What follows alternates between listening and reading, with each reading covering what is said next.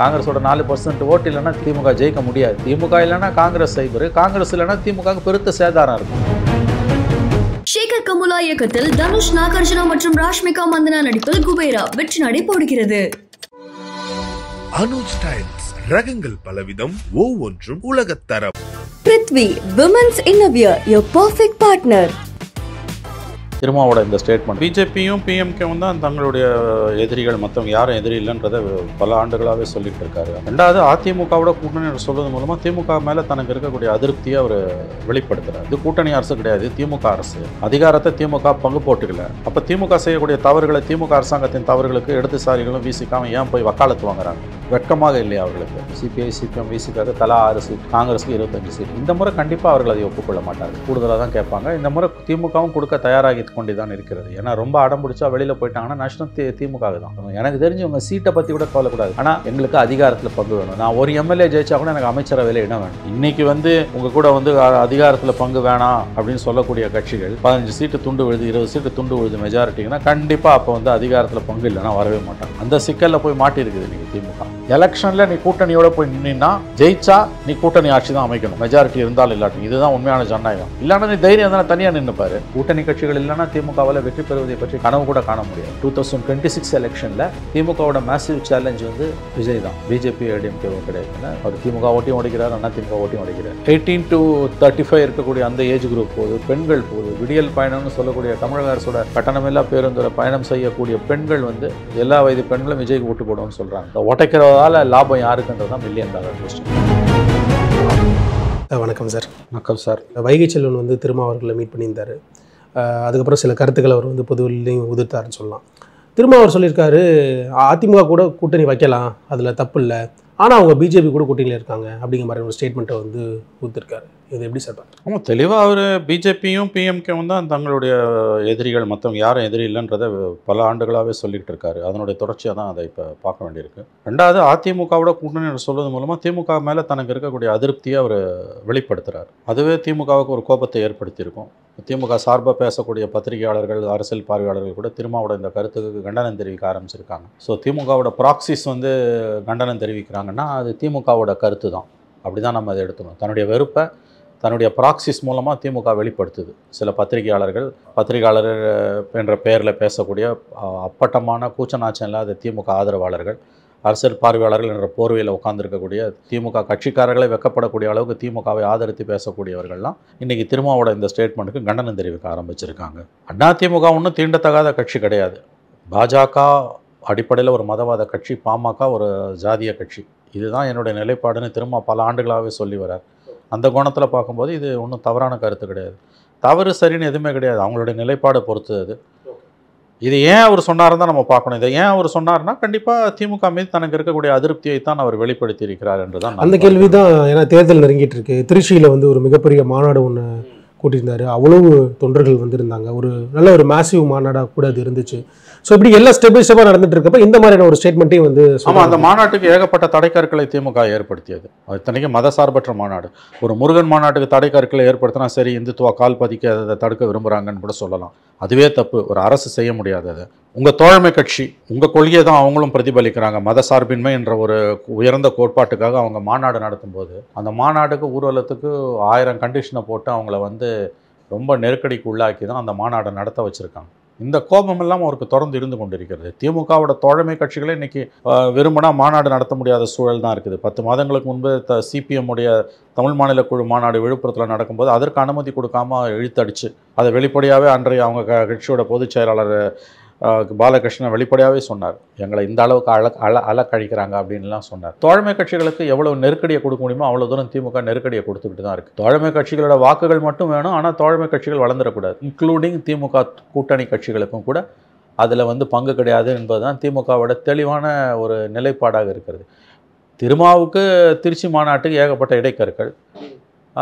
சிபிஎம்முக்கு 10 மாதங்களுக்கு முன்பு விழுப்புரத்தில் நடத்தின மாநாட்டில் அவங்களுக்கு ஏகப்பட்ட தடை, அதை வெளிப்படையாகவே அவங்க சொன்னாங்க. கடைசியாக ஒரு பாலகிருஷ்ணா பொதுச் செயலாளராக இருந்த அந்த மாநாட்டில் தான் அவர் இறங்கிட்டு சண்முகம் வந்தார். ஆகவே இதில் ஒரு மெத்தட் இந்த மேட்னஸ் ஒரு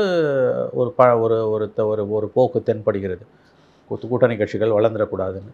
திருமாவர்களுடைய ஸ்பீச்சு அதிமுகவோட போகலான்னா அது இந்த வெறுப்பின் அடிப்படையில் தான் நம்ம பார்க்கணும். அப்படி அவர் போனார்னா அதுக்கு முழுக்க முழுக்க திமுக தான் காரணம். ஒன்று நல்லா தெரிஞ்சுக்கோங்க, தமிழ்நாட்டில் தோழமை கட்சிகள் திமுக விட்டு வெளியில் போனாலோ பாஜக வலுப்பெற்று ஆட்சி அமைத்தாலோ முழுக்க முழுக்க முழுக்க அதுக்கு திமுக மட்டும்தான் காரணமாக இருக்க முடியும். அப்படி தான் நான் அதை பார்க்கிறேன். இப்போ காங்கிரஸும் சரி, திருமாவர்களும் சரி, பல்வேறு பேர் வந்து இப்போ பொதுவெளியிலே பேச ஆரம்பிச்சிட்டாங்க. போன முறை எங்களுக்கு இவ்வளோ சீட்ஸ் கொடுத்தாங்க, நாங்கள் இவ்வளோ சீட்ஸ் இந்த தடவை இன்க்ரீஸ் பண்ணி கேட்க போகிறோம் அப்படிங்கிறதையுமே வந்து பொதுவெளியில் ப்ரெஸ் மீட்டாகவே சொன்னாங்க. ரீசெண்டாக காங்கிரஸை சேர்ந்த அமைப்பு தலைவர் கூட அதை பொதுவெளியில் பேசியிருந்தார். அப்படிங்கிறப்போ எலெக்ஷனும் நெருங்கிட்டு இருக்கு. இந்த நேரத்தில் வந்து இது வந்து டிஎம்கேக்கு ஒரு நெருக்கடியை ஏற்படுத்துமோ சார்? ஏன்னா முன்னாடி இருந்ததை விட இல்லை, கண்டிப்பாக இது ஒரு கூடுதல் சீட்டு கேட்பாங்க, அதில் எந்த சந்தேகமும் இல்லை. போன தடவை வந்து ரொம்ப மோசமாக எல்லாருக்கும் 6 காங்கிரஸ், சிபிஎம், சிபிஐ, விசிகா, மதிமுக எல்லாருக்கும் 6 சீட்டுன்னு கொடுத்து அதில் மதிமுக 6 வந்து அவங்க சிம்பல்லே திமுக சிம்பல்லே நிற்க வச்சுட்டாங்க. அதனால் 3 பேருக்கு தான் கொடுத்தாங்கன்னு எடுத்துக்கணும். சிபிஐ, சிபிஎம், விசிகாவுக்கு தலா 6 சீட்டு, காங்கிரஸுக்கு 25 சீட்டு. இந்த முறை கண்டிப்பாக அவர்கள் அதை ஒப்புக்கொள்ள மாட்டார்கள், கூடுதலாக தான் கேட்பாங்க. இந்த முறை திமுகவும் கொடுக்க தயாராகி கொண்டு தான் இருக்கிறது. ஏன்னா ரொம்ப அடம் பிடிச்சா வெளியில் போயிட்டாங்கன்னா நஷ்டம் திமுக தான். இந்த கூட்டணி கட்சிகள் இல்லைன்னா திமுகவால் வெற்றி பெறுவதை பற்றி கனவு கூட காண முடியாது. அதனால் வந்து இந்த முறை கூட்டணி கட்சிகளுடைய அந்த கோரிக்கைக்கு நிர்பந்தத்துக்கு அவர்கள் கண்டிப்பாக அடிபணிந்து தான் ஆக வேண்டும். அப்படி இல்லைன்னா நஷ்டம் திமுகவுக்கு தான். ஆகவே அது கவனத்தில் கண்டிப்பாக திமுகவுக்கு இருக்கும். ஹார்ட் பார்கெனிங் நடக்கும். ஆனால் கூட்டணி கட்சிகளை திமுக இழக்காது. இப்போ இருக்க கூட்டணி கட்சிகளை திமுக தக்க வைத்துக் கொள்ளும். எப்பாடுபட்டால் தக்க வைத்துக் கொள்ளும். சீட் ஷேரிங்கில் கிவ் அண்ட் டேக் கண்டிப்பாக இருக்கும். ஸோ இது ஒரு பிரச்சனை, இது ஒரு கண்டிப்பாக திமுக பிரச்சனை தான். ஆனால் இந்த பிரச்சனையை திமுக வெற்றிகரமாக சமாளிச்சிடும் தான் நான் பார்க்குறேன். இன்னொன்று, இந்த கூட்டணி கட்சிகளுக்கு என்ன தான் இவங்க உள்ளுக்குள்ளே பேரம் பேசினாலும் வெளியில் போனாங்கன்னா இவங்களுக்கு மரியாதை கிடையாது. இவங்க ஏடிஎம் கேட்க போனாங்கன்னா இவங்கெல்லாம் ஜெயிக்கவே முடியாது, ஓட் ட்ரான்ஸ்ஃபரே ஆகாது. தனியானா சைபர் தான், இன்னொரு மக்களான கூட்டணி தான். 234 சைபர் ஆனாங்க. அந்த நிலைமை தான் வரும். அதனால் இதை ஒரு ஹார்ட் பார்கெனிங் பண்ணுவாங்க திமுகவோட. பட் கண்டிப்பாக இந்த கூட்டணி கட்சிகள் திமுக கூட்டணியை விட்டு வெளியேற மாட்டார்கள் தான் நான் உறுதியாக நம்புகிறேன். ஏன்னா இப்போது நிறைய தலைவர்கள், இப்போ வைகோ அவர்களுடைய சன் அவராக இருக்கட்டும், திருமாவர்கள் எல்லாருமே வந்து பொதுவெளியில் என்ன பேசுகிறாங்க அப்படின்னா, நாங்கள் இன்னும் இந்த கூட்டணியில் தான் இருக்கோம், இதை விட்டு வெளியில் வர்றதுக்கான எந்த ஒரு நோக்கமும் எண்ணமும் எங்களுக்கு தோணலை அப்படிங்கிறதையும் சொல்கிறாங்க. அதே சமயத்தில் அவங்களுடைய அதிருப்தியை அங்கங்கே வெளிப்படுத்தி எக்ஸாக்ட்லி அவங்க வாய்ப்பு கிடைக்கும் போதெல்லாம் அதிருப்தியை வெளிப்படுத்துகிறாங்க. ஆக்சுவலாக அது ஜனநாயகத்துக்கு நல்லது. கூட்டணி என்பது தேர்தல் நேரத்தில் தாங்க. இந்த கூட்டணி கட்சிகள் மீது நம்முடைய விமர்சனமே திமுக அரசாங்கத்துக்கு இவங்க எதுக்கு முட்டு கொடுக்கணும்? இது கூட்டணி அரசாக இருந்தால் நீ முட்டு கொடுக்கலாம். இது கூட்டணி அரசு கிடையாது, திமுக அரசு. அதிகாரத்தை திமுக பங்கு போட்டுக்கல. அப்போ திமுக செய்யக்கூடிய தவறுகளை, திமுக அரசாங்கத்தின் தவறுகளுக்கு இடதுசாரிகளும் வீசிக்காம ஏன் போய் வக்காலத்து வாங்குறாங்க? வெட்கமாக இல்லையா அவர்களுக்கு? நீயாவே போய் எதுக்கு சம்மன் இல்லாமல் ஆஜராகிற? அதனால் அதிகாரத்தில் பங்கு இருந்து கூட்டணி அரசாக இருந்தால் திமுகவை நியாயப்படுத்தலாம். இது திமுக அரசு, கூட்டணி அரசு கிடையாது. மத்தியில் கூட்டாட்சி, மாநிலத்தில் சுயாட்சி. அதுவே அயோக்கியத்தனமான ஒரு வாதம். அது என்னடா மத்தியில் கூட்டாட்சி, மாநிலத்தில் சுயாட்சி, 2 இடத்துலையும் சுயாட்சி இருக்கணும், இல்லை 2 இடத்துலையும் கூட்டாட்சி இருக்கணும். உனக்கு வசதியான இடத்துல நீங்கள் மட்டும் கொள்ளடிப்பீங்க, உங்களுக்கு வேணும்னா வந்து அங்கே கூட்டு சேர்ந்து கொள்ளடிப்பீங்க. மத்தியில் கூட்டணி கட்சிகள் இல்லாமல் திமுக அண்ணா திமுகவில் ஜெயிக்க முடியுமா? தமிழ்நாட்டில் சைபர் ஆவாங்க. ஆட்சியை எப்படி இழந்தாங்க 2016 அந்த 1.5% ஓட்டு பிரிச்சதால தான் ஆட்சியை இழந்தாங்க. அதனால் இந்த கூட்டணி கட்சிகள் இல்லைன்னா திமுக இல்லை, திமுக இல்லைன்னா இந்த கூட்டணி கட்சிகள் ஒரு சீட்டு கூட ஜெயிக்க முடியாது. அதுவும் உண்மை. ஆனால் இவங்க தான் வந்து டிசைடிங் ஃபேக்டர்.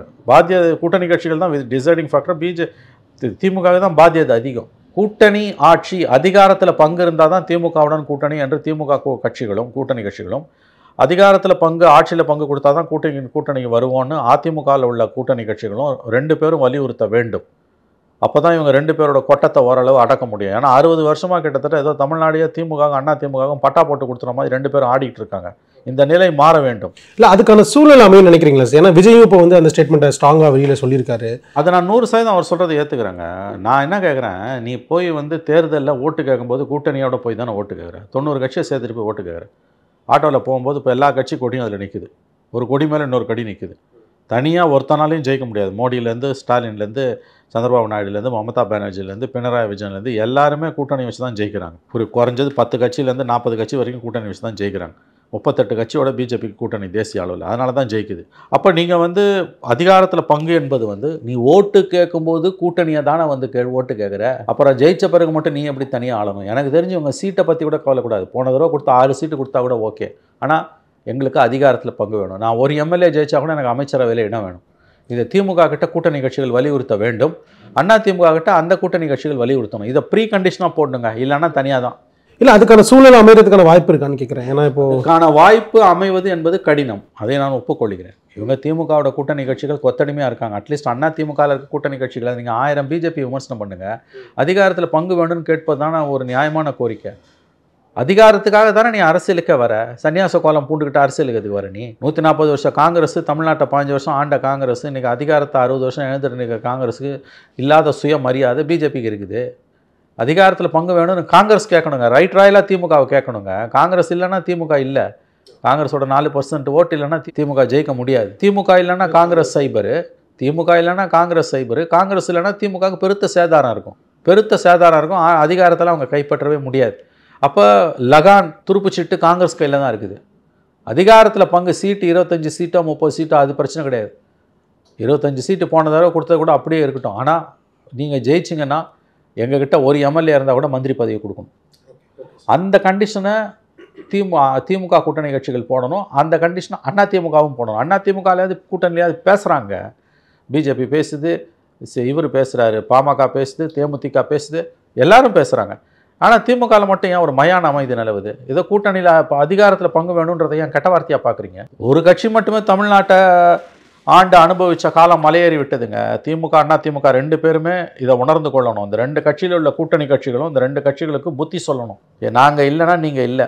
உண்மையான ஜனநாயகம் என்பது எலெக்ஷனில் நீ கூட்டணியோடு போய் நின்னா ஜெயிச்சா நீ கூட்டணி ஆட்சி தான் அமைக்கணும், மெஜாரிட்டி இருந்தாலும் இல்லாட்டும். இதுதான் உண்மையான ஜனநாயகம். இல்லைன்னா நீ தைரியம் தானே தனியாக நின்றுப்பார். தனியாக என்ன சைபர் தான் அவன். சார், இப்போது இதுக்கு முந்தைய காலங்களில் நம்மளால் பார்க்க முடியும், தொடர்ந்து டிஎம்கே அப்படிங்கிறது 2 முறை தமிழ்நாட்டில் வந்து பெருசாக வந்தது கிடையாது. அந்த ஸ்டேட்மெண்ட்டு இப்போ பொதுவெளியில் மக்கள்னாலே வைக்கப்படுது. நிறைய அதிருப்திகளும் எழுது. இது உள்ள இருக்கக்கூடிய கூட்டணி கட்சிகளும் வந்து அதிருப்தியை வெளிப்படுத்துகிறாங்க. அப்படிங்கிறப்போ இந்த தேர்தல் திமுகவுக்கு சாதகமான தேர்தலாக இருக்குமா சார்? இல்லைங்க, அது இன்னும் 10 மாதம் இருக்குங்க. இப்போ எதுவுமே சொல்ல முடியாது. ஒன்று 4 முனை போட்டி வந்ததுன்னா கண்டிப்பாக திமுகவுக்கு தான் அட்வான்டேஜ், திமுக கூட்டணிக்கு அட்வான்டேஜ். தனியாக திமுகவால் 118ன்னு சொல்லக்கூடிய மெஜாரிட்டி மார்க்கை அடைய முடியுமானா doubt. 118 is the majority mark. இப்போ கிட்டத்தட்ட 130 என்னமோ இருக்குது அவங்களுக்கு. கூட்டணிலாம் சேர்ந்து 135. அவங்க சிம்பிளில் நின்றவங்க. கூட்டணிக்கெல்லாம் ஒரு 40 சீட்டு, 175 அவங்களோட அலையன்ஸு, 75 சீட் அவங்களுக்கு இருக்குது தனியாக. பட் 60 சீட் அவங்களுக்கு இருக்குது. ஒரு விஷயம் புரிஞ்சுக்கணும், இனிமேல் வந்து தனியாக திமுகவுக்கு 118 வருமானா அது டவுட்ஃபுல். ஆனால் திமுக கூட்டணிக்கு மெஜாரிட்டி வரதுக்கு கணிசமான வாய்ப்புகள் இருக்கின்றன. ஸோ தனியாக மெஜாரிட்டி திமுகவுக்கு கிடைப்பதற்கு எனக்கு தெரிந்த வாய்ப்புகள் குறைவு. திமுக கூட்டணிக்கு வெற்றி வாய்ப்பு உண்டு. ஆனால் 4 முனை போட்டியில் திமுக தனியாக 118 ஜெயிக்குமானா எனக்கு தெரிஞ்சு அதுக்கு சந்தேகம் தான். அதுக்கு வாய்ப்பு குறைவு என்று தான் நான் நம்புகிறேன். பட் ஸ்டில் வந்து டிஎம்கே வந்து அவங்க வந்து ஒரு ஸ்ட்ராங் அலையன்ஸ் ஆகும், ஒரு ஸ்ட்ராங் ஓட்டர் சென்டிமெண்ட் இருக்கக்கூடிய ஒரு கட்சியை வந்து பிரதிபலிச்சுட்டு இருக்காங்க. இப்போ கூட ரீசெண்டாக கூட ஒரு கேம்பெயின் ஸ்டார்ட் பண்ணாங்க, ஓரணியில் தமிழ்நாடு அப்படிங்கிறது. ஸோ இதெல்லாம் பார்க்குறப்ப எங்களோட ஸ்ட்ரக்சர், எங்களோட கூட்டணி எல்லாமே ஸ்ட்ராங்காக இருக்குப்பா, நாங்கள் ஸ்ட்ராங்கான கட்சியாக நிற்கிறோம், சென்ட்ரலில் டிஃபெண்ட் பண்ணி பயங்கரமாக நிற்கிறோம் அப்படிங்கிறத ஒரு ஸ்ட்ராங்காக ப்ரொஜெக்ட் பண்ணிட்டே இருக்காங்க சார். ஆமாம், அது தொடர்ச்சியாக அந்த பாஸ்டரிங்னுவாங்க. அது பொலிட்டிக்கலாக அந்த பாஸ்டரிங்கை திமுக பண்ணிக்கிட்டே இருக்குது. ஏதாவது ஒரு பிரச்சனையை கையில் எடுத்துக்கிட்டு ஊர்வலம் போகிறது, ஆர்ப்பாட்டம், ஒரு மாநாடு நடத்துறது, இல்லை கோர்ட்டில் போய் கேஸை போடுறது, இந்த மாதிரி எதனா ஒன்று பண்ணிக்கிட்டே தான் இருக்காங்க. அதனுடைய தொடர்ச்சி தான் இப்போ ஓரணியில் தமிழகம் அந்த மாதிரியான இதெல்லாம் ஜூலை மாதம் வந்து இன்னும் அதிகமாகிடும். பொலிட்டிக்கல் ஆக்டிவிட்டி அக்ரெசிவாக பண்ணிகிட்டு இருக்காங்க. அதிமுகவில் துரதிருஷ்டவசமாக அதான் கேட்குறேன். இப்போ பட் மற்ற கட்சிகளில் வந்து அது வந்து ஒரு பெரிய லெவலில் இல்லையோ அப்படிங்கிற மாதிரியான. ஆமாம், நேச்சுரலி இல்லைங்க. அவங்க பாலிடிக்ஸே சுவாசிக்கிறாங்க, ப்ளஸ் பணமும் அவங்ககிட்ட இருக்குது. ஃபுல் டைமர்ஸை வந்து கட்சியில் வந்து காசு கொடுத்து வச்சுருக்காங்க. ஆனால் அந்த பணம் பிஜேபி கிட்ட இல்லையா? திமுகவை விட 10 மடங்கு பணம் பிஜேபி கிட்ட இருக்குது. ஏன் பிஜேபியால் அதை செய்ய முடியல? பணம் அரசியலுக்கு தேவைங்க. ஆனால் பணம் மட்டுமே இருந்து அரசியலில் பிரயோஜனம் கிடையாது. பணத்துக்கு அடுத்தபடியாக இமேஜினேஷன் இருக்கணும், பொலிட்டிக்கல் ஸ்ட்ரக்சர் இருக்கணும். அதெல்லாம் இல்லைன்னா உன்னால் ஒன்றுமே பண்ண முடியாது. ஸோ அந்த விதத்தில் வந்து திமுக முந்தி கொண்டு இருக்கிறது. மற்றவங்களெல்லாம் பின்னுக்கு தள்ளி திமுக முந்தி கொண்டு இருக்கிறது. 26 தேர்தலுக்கு இப்பயே யதார்த்தத்தோடு அவங்க அணுக ஆரம்பிச்சிட்டாங்க. அவங்களுக்கு ஒரு ஸ்ட்ராட்டஜி இருக்குது, அரசு எந்திரம் இருக்குது, மீடியா திமுக கண்ட்ரோலில் இருக்குது, பப்ளிக் நேரேட்டிவை திமுக தான் கண்ட்ரோல் பண்ணுது. எதிர்கட்சிகள் டோட்டல் கொலாப்ஸ், கம்ப்ளீட் கொலாப்ஸ். அதிமுகவோட வாக்கு வங்கி 20% குறைஞ்சி போச்சு. பிஜேபியோட சேர்ந்ததால் அது நெகட்டிவ் ஸ்விங்கில் போகுது. ஒரு தடவை அமித்ஷா தமிழ்நாடு வந்துட்டு போனால் 5 லட்சத்துலேருந்து 10 லட்சம் ஓட்டு காலி. அதிமுக பாஜக ஓட்டு, திமுகவுக்கு எதிரான ஓட்டு. திமுகவே பெட்டர்னு திமுக பக்கம் போயிடும். பட் இதெல்லாம் பேசுகிறார் அமித்ஷா. பட் இதெல்லாம் தெரியாமல் சார் எடப்பாடி வந்து அந்த கூட்டணிங்கிறது அவருக்கு வேறு நிர்பந்தங்கள், அது நாம் வெளியில் சொல்ல முடியாது. அண்டர் டியூரேஷன் வாங்க, அண்டர் நிர்பந்தத்தில் தான் அவர் போய் சேர்ந்துருக்காரு. இல்லாட்டிலாம் போய் சேர மாட்டார். வெளியில் வந்தோன்னே 1.5 வருஷம் என்டிஏ விட்டு என்ன பேச்சு பேசினார். எஸ்டிபிஐ மாநாட்டில் இப்போ 4 மாதத்துக்கு மேலே அனௌன்ஸ்மெண்ட், இவங்க அலையன்ஸ் வந்துருச்சுன்னு அனௌன்ஸ்மெண்ட் வரதுக்கு முன்னால் ஐ திங்க் பிப்ரவரியில் போய் பேசினார். எந்த காலத்துலேயும் பிஜேபியோட கூட்டணி இல்லை. இன்னும் 26 இல்லை 31 இல்லை 36 எப்பயும் கிடையாதுனாரு. அவ்வளோ வீரவசனம் பேசிட்டு இன்றைக்கி வந்து ஏடிஎம்கே கூட போய் நிற்கிறார் அவருன்னா என்ன மாதிரியான அரசியலை இப்போ நம்ம தமிழ்நாடு நம்ம பார்த்துட்டு இருக்குது. புரியுதா நான் சொல்கிறது உங்களுக்கு? ஸோ இந்த கட்டத்தில் இது வந்து திமுகவுக்கு ஒரு பெரிய லாபமாக இருக்குது. நீங்கள் அதை புரிஞ்சுக்கணும். டிஎம்கேவோட மிகப்பெரிய பலம் வந்து அப்போசிஷன் இன் கம்ப்ளீட் கொலாப்ஸ். அப்போசிஷனுக்கு இமேஜினேஷன் இல்லை, அப்போசிஷன் ஸ்ட்ராட்டஜிக் பிளண்டர்ஸை பண்ணுது, அப்போசிஷனுக்கு வந்து ஒரு அதை வழி நடத்துறதுக்கு ஆள் இல்லை. சின்ன சின்ன விஷயங்களில் கூட திமுக வந்து கூட்டணி கட்சிகள் எடுத்துக்கிற போராட்டங்களை கூட ஒடுக்குது. மீடியா கம்ப்ளீட்லி டிஎம்கே கண்ட்ரோலில் இருக்குது. அதனால் தவறுகளை கூட சுட்டி காட்ட மாட்டேன்றாங்க. இதெல்லாம் வந்து திமுகவோட மிகப்பெரிய ஒரு பலமாக தான் நம்ம பார்க்கணும். பட் ஸ்டில் வந்து கட்சியுடைய நிலைமை இருக்குது, இவ்வளோ தொண்டர்கள் நம்மளை நம்பியிருக்காங்க. இது எல்லாமே தெரிஞ்சும் வந்து ஏன்னா லாஸ்ட் எலெக்ஷனில் தான் வந்து ஒரு பெரிய அடி வாங்கினாங்க ஏடிஎம்கே அப்படிங்கிறது தெரிஞ்சும் திருப்பி போய் பாஜக கூட கூட்டணி வைக்கிறதுங்கிறது ஒரு ஏற்றுக்கொள்ள முடியாத அவங்களோட நிர்பந்தம் ஒன்றா தானே இருக்குது. கட்சி அவங்களோட நிர்பந்தம் அது தெளிவாக தெரியுது. அண்டர் கம்பல்ஷன், கடும் நிர்பந்தத்தின் அடிப்படையில் தான் அந்த கூட்டணி ஏற்பட்டிருக்கிறது. இந்த 1.5 வருஷம் திட்டிட்டு எதுக்கு போய் சேர்ந்த? பிஜேபியை விட்டு அப்போ ஏன் வந்த வெளியில்? இப்போ என்ன மாறி இருக்கு? 1.5 வருஷத்துக்கு மேலே என்டிஏ விட்டு வெளியில் வரும்போது இருந்த நிலைமைக்கும் இப்போ இருக்க நிலைமைக்கும் என்ன வித்தியாசம்? நீ போய் என்டிஏவில் சேர்றது, அந்த சிக்கல் அவங்க மாட்டிக்கிட்டாங்க. They are under deep trouble. அதில் எந்த சந்தேகம் வேணால். திமுக காட்டில் மழை ஜோன்னு பெய்யுது. அவங்களுக்கு அட்வான்டேஜ் அதிகமாக இருக்குது DMK. But still Vijay is தர்ல sir. Vijay is the Seeman. Vijay factor is there, not Seeman. Vijay factor அவங்களுக்கு சேலஞ்சு தான் டிஎம்கேக்கு, அதில் சந்தேகமே இல்லை. அதனால தான் நான் சொல்கிறேன், தனியாக மெஜாரிட்டி கிடைக்காது, கூட்டணிக்கு கிடைக்க வாய்ப்பு இருக்குது. திமுக கூட்டணிக்கு வெற்றி வாய்ப்பு பிரகாசமாக தான் இருக்குது. தனிப்பட்ட முறையில் திமுகவுக்கு 118 வருமானது டவுட். 100, 105 அந்த ரேஞ்சில் வந்து கூட நிற்கலாம். That is always a big achievement. But தனி மெஜாரிட்டி இருக்காது. அப்போ நீ கூட்டணி அரசு தான் வச்சாகணும். இன்றைக்கி வந்து உங்கள் கூட வந்து அதிகாரத்தில் பங்கு வேணாம் அப்படின்னு சொல்லக்கூடிய கட்சிகள் நாளைக்கு உங்களுக்கு வந்து துண்டு விழுது, 15 சீட்டு துண்டு விழுது, 20 சீட்டு துண்டு விழுது மெஜாரிட்டிங்கன்னா கண்டிப்பாக அப்போ வந்து அதிகாரத்தில் பங்கு இல்லைன்னா வரவே மாட்டாங்க. அந்த சிக்கலில் போய் மாட்டியிருக்குது இன்றைக்கி திமுக. இதையும் நம்ம கவனத்தில் வச்சு தான் பேசணும். ஏன்னா விஜய் மாதிரி நாட்கள் இப்போது அவங்களுடைய பொதுக்கூட்டங்களை வந்து அவங்க கட்சியினரும் வந்து அதிகரிக்க ஆரம்பிச்சிட்டாங்க. நேரடியாக மக்களை போய் ரீச் அவுட் பண்ண ஆரம்பிச்சிட்டாங்க. அப்படிங்கிறப்போ இன்னுமே அது வந்து விஜயோட ஓட்டர் பேங்கை கொஞ்சம் இன்க்ரீஸ் பண்ணி கொடுக்கறதுக்கு, இந்த டைலமாவில் இருக்க கொஞ்சம் இன்க்ரீஸ் பண்ணி கொடுக்கறதுக்கான சான்சஸ் இருக்கு. அது அவர் எப்படி நடந்துக்கிறாருன்றதை பொறுத்தது. விஜயோட பாலிடிக்ஸ் என்ன? இன்ன வரைக்கும் பாலிடிக்ஸே இல்லை, நெல் பாலிடிக்ஸ். 1.25 வருஷம் ஆகுது கட்சி ஆரம்பிச்சு, 16 மாதம் ஆகுது. February 2024 ஆரம்பிச்சு இன்ன வரைக்கும் நெல் பாலிடிக்ஸில் தான் வண்டி ஓடுது. களத்துக்கு ஒரே ஒரு தடவை பரந்தூருக்கு வந்தார், வேறு எதுக்குமே வரல. கள்ளக்குறிச்சி துப்பாக்கி சாவில் வந்து பார்த்துட்டு ஓட்டார், மீடியா கிட்ட பேசலை. இது வரைக்கும் ஒரு ப்ரெஸ் கான்ஃபரன்ஸ் கூட அட்ரஸ் பண்ணாத ஒரு தலைவர். அவர் தமிழ்நாடு பூரா சுற்றுப்பயணம் போகணும், மக்களை சந்திக்கணும்னா எவ்வளவோ வேலைகள் இருக்குது.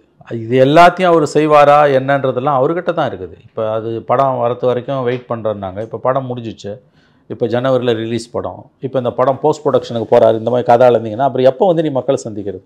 அடுத்த ஏப்ரல் மேலே எலெக்ஷனு. இந்நேரம் நீ போக ஆரம்பிச்சிருக்கணும்ல, கிரவுண்டுக்கு போக ஆரம்பிச்சிருக்கணும்ல, ஏன் போவே இல்லை? பட் ஸ்டில் இவ்வளோ இருந்தாலும் விஜய் ஃபேக்டர் டிஎம்கேக்கு ஒரு சேலஞ்சு தான், massive challenge, nightmare situation. Vijay factor திமுகவுக்கு ஒரு நைட்மேர் சுச்சுவேஷன் தான். விஜய் ஃபேக்டர் டிஎம்கே எனக்கு தெரிஞ்சு 2021 2026 2026 எலெக்ஷனில் திமுகவோட மேசிவ் சேலஞ்ச் வந்து விஜய் தான், பிஜேபி ஏடிஎம்கேவோ கிடையாது. ஏன்னா இவர் ஓட்டை உடைக்கிறார். இந்த உடைக்கிறதால லாபம் யாருக்குன்றது தான் $1 மில்லியன் கொஸ்டின். அவர் திமுக ஓட்டையும் உடைக்கிறார், அண்ணா திமுக ஓட்டையும் உடைக்கிறார். லாபம் யாருக்குன்றதான் நிறைய ட்ரெடிஷ்னல் ஓட்ஸுமே ஷிஃப்ட் ஆகுதுங்க. எஸ், ட்ரெடிஷ்னல் ஓட்ஸ் ஷிஃப்ட் ஆகுது, பெண்கள் ஓட்டு ஷிஃப்ட் ஆகுது. 18 to 35 இருக்கக்கூடிய அந்த ஏஜ் குரூப் போகுது, பெண்கள் போகுது. விடியல் பயணம்னு சொல்லக்கூடிய கட்டணமில்லா பேருந்தில், தமிழக அரசோட கட்டணமில்லா பேருந்தில் பயணம் செய்யக்கூடிய பெண்கள் வந்து எல்லா வயது பெண்களும் விஜய்க்கு ஓட்டு போடுவோம்னு சொல்கிறாங்க. ஸோ அது ஒரு சேலஞ்ச் தான் திமுகவுக்கு. திமுக தோற்றுன்னு நான் சொல்லலை, திமுகவுக்கு சேலஞ்சஸ் அதிகமாக இருக்குது. ஏன்னா Vijay will be a disruptor, he cannot be a victor. ஆனால் கண்டிப்பாக will be a brutal disruptor. அதை நம்ம நிச்சயமாக அதை ஒதுக்கி தள்ளிட முடியாதுன்னு எனக்கு தோணும். ஷேகர் கமுலா இயக்கத்தில் தனுஷ், நாகார்ஜுனா மற்றும் ராஷ்மிகா மந்தனா நடிப்பில் குபேரா வெற்றி நடை போடுகிறது. அனுஜ் ஸ்டைல்ஸ், ரகங்கள் பலவிதம், ஒவ்வொன்றும் உலகத்தரம்.